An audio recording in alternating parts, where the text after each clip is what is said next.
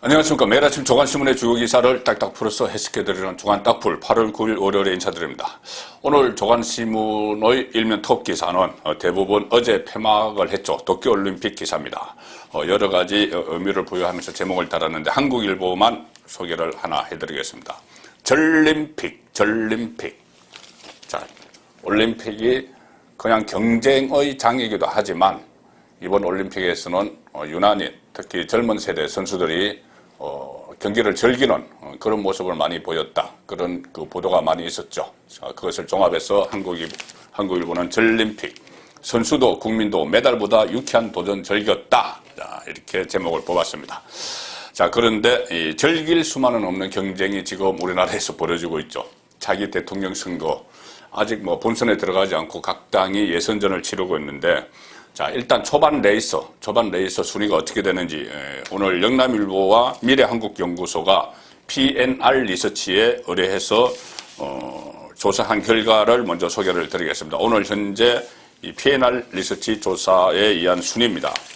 일단 윤석열이 앞섰습니다. 31.3, 이재명 27.1, 그 다음에 이낙연, 최재형 이런 순으로 나갑니다. 다자 대결 구도에서 지난주 금요일에 갤럽에서 이재명이 1위를 했고 윤석열이 약간 오차범위 내에서 뒤졌다는 조사도 나왔는데 다른 조사에서는 또 윤석열이 앞선 걸로 나오기도 했습니다. 그리고 영남일보와 미래한국연구원이 이 PNR 리서치에 의뢰를 해서 조사한 이 결과는 바로 토요일에 집중적으로 조사를 한 결과입니다.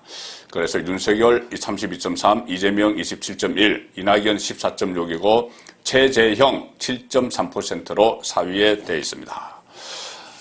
그리고 이 양자 가상 대결 결과는 사면에 실렸습니다. 윤석열 대 이재명은 44.7 대 35.9 해서 이 양자 대결에서 지지율 격차가 8.8%포인트 격차가 났습니다. 자, 8.8%포인트 격차가 날 정도로 일단 윤석열이 우세한 그런 여론조사 결과가 오늘 나왔습니다. 그리고 이제 각 당 후보 적합도를 보면은 민주당 후보 적합도는 이재명이 33%, 이낙연이 21%, 그 뒤를 박용진, 정세균이 아니고 박용진이 7.6%로 따르고 있고요. 자, 국민의힘 후보 적합도, 그러니까 이 후보 적합도는 일반 쪽 여야를 다 같이 놓고 하는 것이 아니고 국민의힘 후보로는 누가 적합하느냐 이것만 묻는 것이죠. 거기에서 윤석열이 32.5%로 선두를 달렸습니다. 32.5%. 그 다음에 홍준표가 14.6, 유승민이 10.2%인데, 자, 최재형이 안 보이죠. 이렇게 보면은, 최재형 전 원장이 일반 여야를 다 합친 조사에서는 7.3%로 4위를 차지했지만, 국민의힘 안에서는 아직 당내의 세력이, 입당한 지 얼마 안 돼서 당내 세력이 좀 약하기 때문에, 아직은, 홍준표, 유승민의 뒤지는 그런 결과가 나왔습니다. 최재형 9.2% 나왔습니다. 국민의힘 대선 후보 적합도 조사에서. 자, 그래서 일단 여야 1위 주자가 계속 한 몇 개월째 계속 그대로 가고 있죠. 한 5개월 정도, 6개월 정도 그대로 가는 것 같은데 이 1위 주자 이재명 또 윤석열 두 사람입니다. 이 두 사람은 지금 다른 주자들로부터 집중 공격을 받고 있죠. 자, 본 경선에 들어간 민주당 이재명도 그렇고, 또 아직 경선 레이스가 시작하지 않은 국민의힘 윤석열도 그런데, 자, 이재명은 계속 2위 주자 이낙연과 치열한 네거티브 공방전을 벌였죠. 어제 이재명 지사가 이 네거티브를 안 하겠다 이렇게 선언을 했지만은 그것이 언제까지 갈지는 모릅니다. 그리고 윤석열 전 총장에 대해서는 또 당내에서 특히 홍준표 검찰 선배인 홍준표 의원이 계속 집중 포화를 퍼붓고 있는데 최근에는 유승민, 원희룡, 김태호 이런 다른 주자들도 가세를 하기 시작했습니다. 그래서 매일경제에 보시면 이 상황을 이렇게 정리를 했습니다. 1등을 때려야 뜬다. 난타당하는 이재명, 윤석열. 일단 1등 주자는 집중 공격을 받게 돼 있죠. 어쩔 수 없는 그런 상황인데 이것을 어떻게 극복하느냐에 따라서 1등을 유지를 하느냐 아니면 끌어내려지느냐 그 결정이 되겠죠. 자, 당내 추격자들이 이른바 1등 때리기 전략을 쓰고 있다. 선두 주자를 공략해서 본인의 존재감을 나타내고 또 지지율을 끌어올리겠다는 전략이다. 이낙연 쪽은 어제도 기자회견을 열어서 이재명 대표 공약이죠. 기본소득, 기본주택 이것을 장밋빛 신기루다 이렇게 하면서 공격을 하고 또 다른 이 네거티브도 계속 사용을 해왔죠. 그리고 또 홍준표는 윤석열을 겨냥해서 전직 대통령을 무리하게 구속하고 이 아킬레스건 같은 걸 계속 건들고 있는 거죠. 재판 중에 또 구속하고 건강이 악화됐는데 형 집행정지 신청을 불허한 사람이 이제 와서 박근혜 전 대통령을 수사할 때 불구속하려고 했다는 거짓말을 서스럼없이 하는 걸 보니 정치인 다 됐다는 느낌을 받는다. 이 부분은 어제 제가 설명을 드렸죠. 윤석열 전 총장이 본인이 박용수 특검 수사팀장일 때 박근혜 전 대통령에 대해서 불구속 수사를 추진을 하려고 했는데 특검의 시한이 만료가 되면서 그 사건이 검찰로 넘어가서 결국은 구속됐다. 자, 그렇게 이야기를 한 데 대해서 이 홍준표 의원은 아니 그때 서울중앙지검장일 때 형집행정지 건강이 안 좋아서 형집행정지 신청을 박근혜 전 대통령이 했는데 그것도 받아들이지 않았으면서 무슨 거짓말을 하느냐. 자, 이렇게 이야기를 하는 겁니다. 그때 당시에 안녕하십니까. 매일 아침 조간신문의 주요 기사를 딱딱 풀어서 해석해드리는 주간 딱풀 8월 9일 월요일에 안녕하십니까. 매일 아침 조간신문의 주요 기사를 딱딱 풀어서 안녕하십니까. 매일 아침 조간신문의 주요 기사를 딱딱 풀어서 해석해드리는 주간 딱풀 8월 9일 월요일에 인사드립니다. 오늘 조간신문의 일면 톱 기사는 대부분 어제 폐막을 했죠. 도쿄올림픽 기사입니다. 여러 가지 이재명 지사가 어제 네거티브 중단을 제안을 했죠. 그런데 그 중단 제안을 하기까지 뭐가 나왔냐면은 경선 불복론이 제기가 됐습니다. 경선 불복론. 이것은 뭐냐면은 이 상태에서 경선이 진행이 되면은 이 결과가 나와도 우리가 그것을 거기에 따르지 않을 수가 있다. 그 경선에 불복하겠다. 그런 말까지 비슷하게 나왔기 때문에 이재명이 네거티브 중단을 제안을 한 거다. 세계일보 보도입니다. 이 경선 불복론은 이낙연 캠프의 공동선대위원장 자장격이죠. 설훈 의원이 언론 인터뷰에서 경선 불복이라는 표현을 쓰지 않았는데, 자, 이렇게 이야기를 했습니다. 만일 이재명 후보가 본선 후보가 된다면, 자, 설훈 의원, 이낙연 캠프, 이재명이 본선 후보가 된다면 원팀을 이룰 수 있을지 장담이 안 된다. 우리를 지지하던 사람들이 걸로 가서 같이 다 지지를 할지, 단일 후보 이재명이 됐으면 그게 다 지지할지 장담이 안 된다. 어떤 여론조사를 보니까 이낙연 지지자 중에 30% 정도는 이재명이 단일 후보가 되면은 여권의 후보가 되면은 지지를 안 하겠다. 그런 여론조사 결과가 있다는 말입니다. 설훈 의원의 말입니다. 그러면서 이재명 후보의 여러 논란을 정말 마음으로 받아들일 수 있을지 아슬아슬한 느낌이다. 가령 예를 들어서 이재명의 욕설, 형수 욕설 녹음 테이프 이런 것을 들으면은 어떻게 다른 중도층이 과연 표를 줄까? 이런 이야기까지 다 하는 겁니다. 그래서 여기에 대해서 이재명 후보 쪽에서는 경선에 불복하겠다는 속내의 일단을 보인 것 아니냐, 협박으로 보이기도 한다.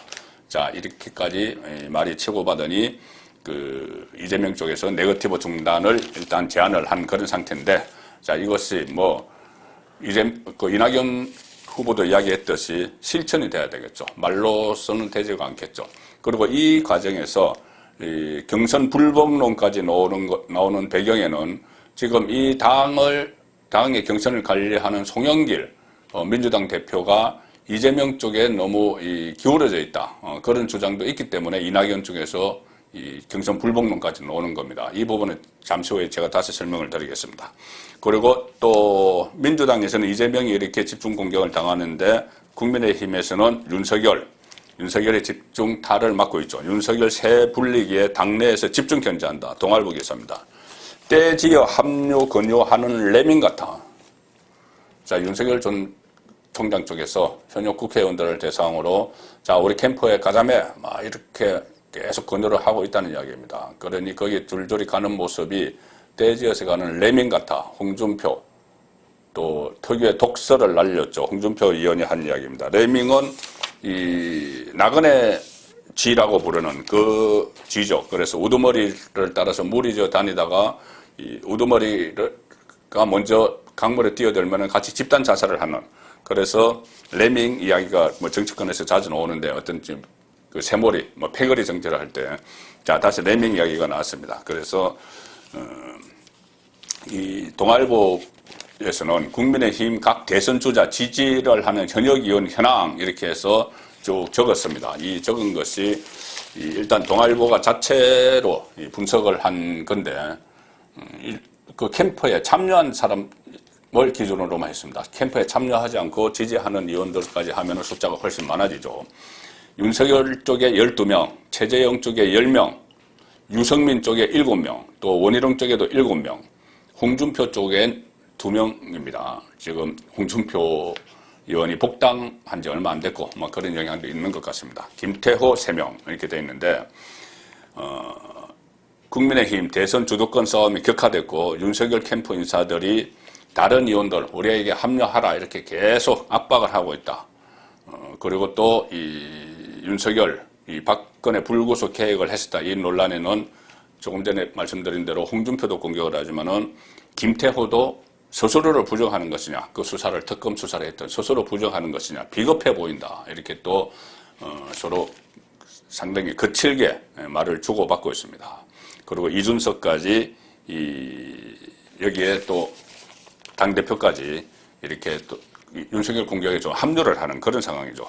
자, 그래서 이 경선 관리의 책임은 민주당도 그렇고 국민의힘도 그렇고 당 대표에게 있죠. 송영길, 이준석에게 있는데 이 양쪽 모두 당 대표 리스크. 그래서 제가 한번 소개해드렸는데 D는 후보 위에 T는 대표가 있다. 자, 그래서 송영길은 이 1위 주자 이재명을 계속 두둔을 합니다. 그래서 이심 송심 이런 논란도 있죠. 이재명의 마음이 송영길의 마음이다. 그런데 1위 이재명을 두둔을 하는데 국민의힘 대표 이준석은 1위 윤석열을 계속 두들깁니다. 그 차이가 있죠. 이쪽은 민주당은 1위 주자를 막 보호를 해서 가려고 하고 당대표가 국민의힘은 1위 주자가 무슨 이유인지 본인의 정치를 하기 위한 것인지 배후의 어떤 뭐 다른 세력의 의도에 따른 것인지 계속 1위 주자 윤석열을 때리기를 합니다. 제1야당 대표로서 지금 해야 될 일은 안에 있는 본인의 그 후보들을 때리는 것이 아니고 상대방 문재인 정권, 문재인 대통령을 직접 공격을 하거나 아니면은 이 민주당 대권 주자들을 어떤 그 하자를 발견해서 지적을 하고 해야 되는데 거기에 신경을 쓰지 않고 이준석 대표는 당내에서 윤석열 때리기에 집중을 하고 있습니다. 그래서 지금 제1야당에서 대표와 지지율 1위 주자가 갈등을 벌이는 그런 저도 대선을 한 6번 취재를 했지만 지금까지 보지 못한 그런 일이 지금 일어나고 있습니다. 자, 보호를 하기는커녕 내부의 1위 주자를 보호를 하기는커녕 갈등만 부추기는 그런 상황이 되고 있는데 서울신문 보시면은 윤석열 발, 여기는 윤석열 발로 표현을 했습니다. 윤석열에게 책임이 있다는 이야기죠. 그런 뉘앙스죠. 지도부 패싱, 갈등 증폭. 그래서 경선 버스 출발로 전에 덜컹. 윤석열 발로 표현을 한 이유가 이준석이 소집한 봉사활동, 대권 주자들 쭉 양쪽에 쫙 도열시켜서 본인이 사진도 찍고 하려고 했던 그 봉사활동에 윤석열이 참여하지 않았다. 그리고 대권 주자 전체 회의에 참여하지 않았다. 그래서 이 지도부 패싱 이렇게 했는데 자, 이것은 그 전에 과정을 그냥 등한시하고 하는 이 제목을 뽑은 겁니다. 제목은 취재기자가 뽑지 않고 편집기자가 뽑죠. 편집기자들은 이 상황에 대해서 잘 모를 수가 있습니다. 그냥 그때 일어나는 그 상황만 보고 이 제목을 이렇게 뽑을 수가 있는데 상황을 정확히 알면은 제목을 이렇게 뽑기가 어렵죠. 뽑을 수가 없죠. 왜 그러냐면은 처음에 이 윤석열을 계속 견제를 하고 입당하기 전부터 경선 버스 정시 출발론 이런 이야기도 하고 뭐 1위 주자라고 어떤 대우해 주는 것도 없다 또 하고 이 윤석열이 입당을 한다고 8월 2일 입당을 한다고 그 전에 이준석과 서로 이야기를 했는데 그것을 언론에 흘리는 바람에 이 금요일 날 그 윤석열 전 총장이 부랴부랴 이준석 없는데 입당을 하고 이런 과정 그리고 본인이 자기 정치를 하려는 듯이 이준석이 자기 정치를 하려는 듯이 대권 주자들을 계속 불러 모으는 이 상황에서 안 간 겁니다. 안 간 건데 그것은 다 하고 지도부 패싱 때문에 갈등이 증폭됐다. 자, 이렇게 제목을 딴 것이죠. 그리고 또 윤석열 쪽에서 그 원희룡 쪽에 원희룡 당신도 가지마 뭐 이렇게 이야기를 했다고 하는데 원희룡은 일단 부인은 안 합니다. 그런데 윤석열이 직접 이야기한 게 아니고 윤석열 캠프에 모 중진위원이 했다는 이야기인데 그걸 가지고 이준석은 또 계속 시비를 겁니다. 윤석열 쪽에서 직접적으로 보이콧 동참 요구한 적 없다 그러는데 이준석은 어느 쪽이 맞는지 확인해봐야 되겠다 이렇게 하고 자, 이 상황에서 이 휴가를 떠났죠. 이준석은 또 오늘부터 휴가를 떠났습니다. 그래서 지난 주말에 또 안동에 갔는데 그 안동으로 가는 이준석과 중앙일보가 전화로 인터뷰를 했습니다. 휴가 떠난 이준석. 윤석열 당 일정 보이콧 뒤에 한 게 겨우 후쿠시마 발언이냐? 후쿠시마 발언이다. 이 말은 뭐냐면은 윤석열 전 총장이 부산일보 인터뷰에서 뭐 후쿠시마에서 뭐 방사능이 유출 안 됐다 이런 말을 해서 논란이 됐죠. 그런데 부산일보 인터뷰 그 본인이 기획하고 딱 이렇게 판을 깔아놓은 그 대권 주자들 모임에는 나오지 않고 인터뷰를 해서 이런 그 말실수를 하느냐 이 이야기입니다. 그 본인이 소집한 그 행사에 참석하지 않았다고 안 한 것과 그 설화 논란이 일어난 이것을 연결을 시켜서 아니 내가 오라는 데는 안 오고 그런 설화는 일으키느냐 이 말을 지금 하는 것이죠. 당 안에서 대선 경선 후보 이준석의 이야기입니다. 당 안에서는 대선 경선 후보인 윤석열의 경선 일정 보이콧 논란이 일어나고 있고 당 밖에서는 안철수 국민의당 대표와의 합당 신경전이 펼쳐지고 있다. 이 상황에서 휴가를 갔습니다. 자, 이렇게 되면은 상당히 이 양쪽이 갈등이 심화될 텐데 일단 조선일보에서는 오늘 두 사람이 갈등이 진화되고 있다. 또 이런 기사가 나왔습니다. 뭐냐면은 이쯤에서 불문에 붙이겠다. 이준석이 그렇게 이야기했던 겁니다. 이쯤에서 회의에 불참하는 윤석열의 회의에 불참하는 것 이런 것은 불문에 붙이겠다. 휴가를 가면서 한 이야기입니다. 휴가를 가면서 한 이야기고 또 윤석열 총장 쪽도 다음에 있을 경선 후보 모임에는 참석할 것이고 그러면 논란은 자연스럽게 해소될 것으로 본다. 이렇게 이야기를 했는데 일단 이준석 대표는 휴가를 갔기 때문에 이번 주말까지 휴가를 하기 때문에 본인이 뭐 휴가 도중에 또 언론 인터뷰를 하고 뭐 등장하겠죠. 뭐 하루에 몇 번씩 언론 인터뷰를 하고 있으니까는 그 과정에서 또 어떤 말을 할지 모르지만 일단 진화가 돼야 되겠죠. 진화가 돼야 되는데 워낙 이준석 대표가 튀는 행동을 많이 하고 또 그 배후에 어떤 세력이 어떤 정치적 계산을 하고 있는지 모르기 때문에 아직 이것이 명확하게 진화가 될 거다. 그렇게는 자신 있게 말씀을 드리지 못하는 이유가 됩니다. 자, 이 상황에서 어차피 경선은 본격적으로 시작이 됐죠. 그러면 경선이 시작이 됩니다. 앞으로 8월 말에 경선이 시작이 되면 당대표의 역할이라는 건 없어집니다. 없어지기 때문에 그때는 대권 주자들 중심으로 모든 게 다 흘러가겠죠. 그래서 이 문제에 대해서는 제가 볼 때는 해결하는 방법은 윤석열 전 총장 쪽에서 이준석과 갈등을 피해야 됩니다. 이준석 쪽이 어떤 자극적으로 감정을 긁더라도 그것에 대해서 대응을 하지 말아야 되는 것이죠. 자, 그런데 이준석의 경우를 다시 놓고 보면은 지금 현재 이 상황에서 야당 대표는 제1야당 대표는 문재인 정권을 비판을 하고 잘못된 것을 비판을 하고 민주당 대권 주자들에 대해서 공격을 해야 됩니다. 그런데 그 역할을 하지 않고 있는 것이죠. 가령 예를 들어서 최근에 경찰이 재수사에 착수한 민주당 대권 주자 1위 이재명과 관련한 의혹이 하나 있습니다. 뭐냐면은 이재명 지사가 성남시장 시절에 성남FC 그 축구단의 구단주였죠. 구단주였는데 시민구단이 구단주였는데 그때 이 6개 그 성남에 있는 6개 업체로부터 161억 5천만 원의 후원금을 성남FC에서 거뒀다. 그 의혹. 그래서 지금 김형한, 윤석열 캠프에 가는 김형한 전 장관 같은 경우에는 그때 경기도지사 선거에 출마했을 때부터 그 문제를 계속 제기를 했죠. 그래서 161억 5천만 원을 거둔 것, 그 과정이 과거 최순실 씨가 논란이 됐던 미러재단과 같이 연결을 시켜서 성남판 미러재단 사건이다. 이렇게까지 네이밍을 한 상당히 민감한 사건인데 그 부분에 대해서는 이 논란이 일어나고 있어도 이준석은 한마디도 하지 않고 있습니다. 그 상대방 대권 1위 주자와 관련된 문제인데 한마디도 하지 않고 있고 대신 윤석열 쪽에서 이 문제를 제기를 하는 그런 상황이죠. 그렇게 되니 또 이재명 쪽에서도 윤석열을 겨냥을 해서 윤석열 전 총장의 부인 김건희 씨가 운영하는 그 코바나 콘텐츠 거기에 대해서 뭐 협찬 의혹 그때 있었죠. 그것을 놓고 또 양쪽이 티격태격합니다. 한국경제가 자 네거티브 폼은 외부로 돌려라 해서 여야 1위 뇌물 의혹 난타전 이것은 뭐 윤석열 쪽에서도 나서기도 하지만 이 성남FC 후원금 의혹 같은 것은 당 차원에서 적극적으로 나서줘야 되는 것이죠.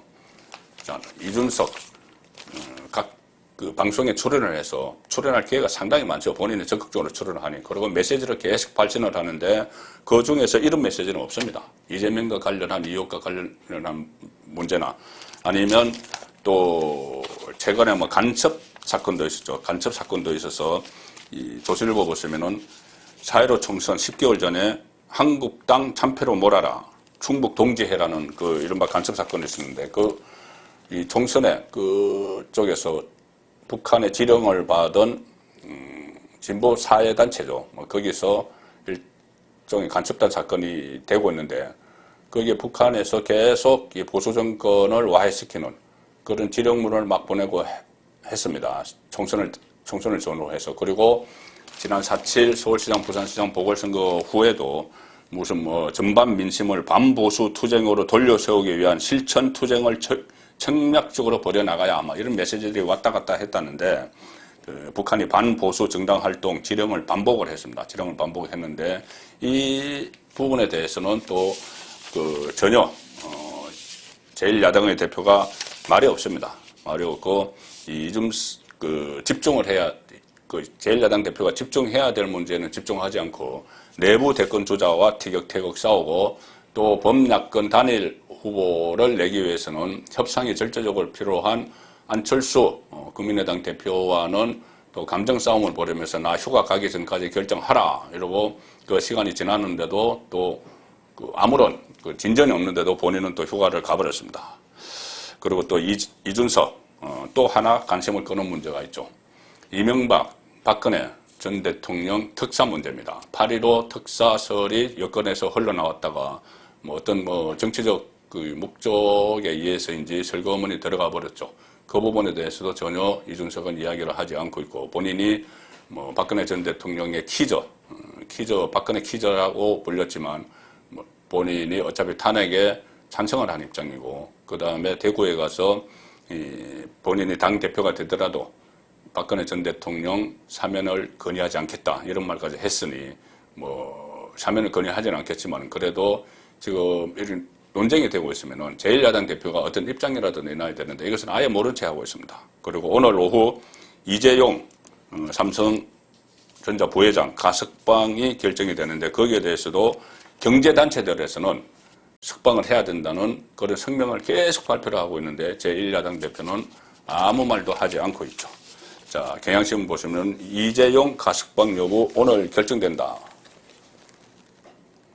오늘 오후에 가석방 심사위원회를 엽니다. 그래서 가석방 여부를 결정을 하게 됩니다. 그렇게 되면은 지금 이 기사는 경향신문 기사인데 만약에 가석방을 하면은 정부 진보 진영 어떤 관계 설정의 분수령이 되나 자, 이런 데 초점을 맞추고 있지만 경제계에서는 전반적으로 이재용